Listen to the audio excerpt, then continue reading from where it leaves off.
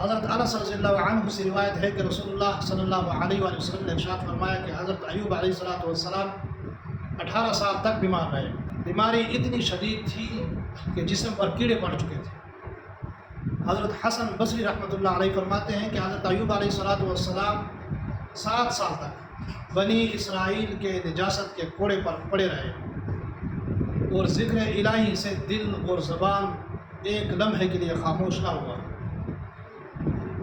ہر وقت ذکر الہی کرتے رہے اور اتنی زور سے ذکر کرتے رہے کہ ملائک تعجب کرتے تھے، ملائک حیران تھے۔ فرشتوں کو تعجب ہوا کہ اتنی سخت بیماری اور اتنی زور سے ذکر الہی کر رہے ہیں۔ اس کے بعد اللہ پاک نے حضرت ایوب علیہ السلام کو تندرستی عطا فرمائی۔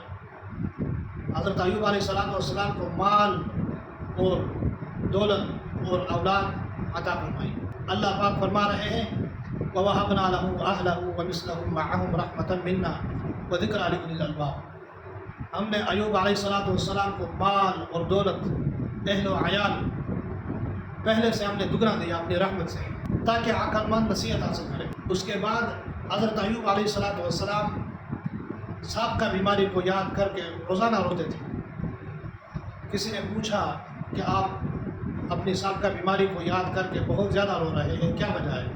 حضرت ایوب علیہ السلام فرما رہے ہیں کہ ایسی بیماری پر 1000 صحت قربان کر دو۔ فرمایا کیا وجہ؟ فرمانے لگے کیونکہ بیماری کے وقت باری تعالیٰ روزانہ میرا حال پوچھتے تھے کہ ایوب تیرا کیا حال ہے، تیری کیسی طبیعت ہے، مزاج کیسا ہے۔ میرے دل کو سکون ملتا، میں بیماری کو بھول جاتا۔ جب سے اللہ پاک نے مجھے صحت عطا کی ہے، مجھے مال و دولت، اہل و عیال عطا کیا، اس دن کے بعد سلام الہی سے میں محروم۔ کاش وہ بیماری پھر آ جائے۔ مجھے ایسی دولت، ایسے مال، ایسی اہل و عیال مجھے نہیں چاہیے جس سے اللہ پاک کی رضا حاصل نہ ہو اور اللہ پاک کا دیدار نصیب نہ ہو۔ کاش وہ مرض پھر آ جائے میرے پاس۔ میں اس مرض میں راضی تھا، میں اللہ پاک سے اتنا راضی تھا کہ اللہ پاک مجھ سے مزاج پرسی کرتے تھے تو میں اپنی تکلیف، اپنی بیماری کو بھول جاتا تھا۔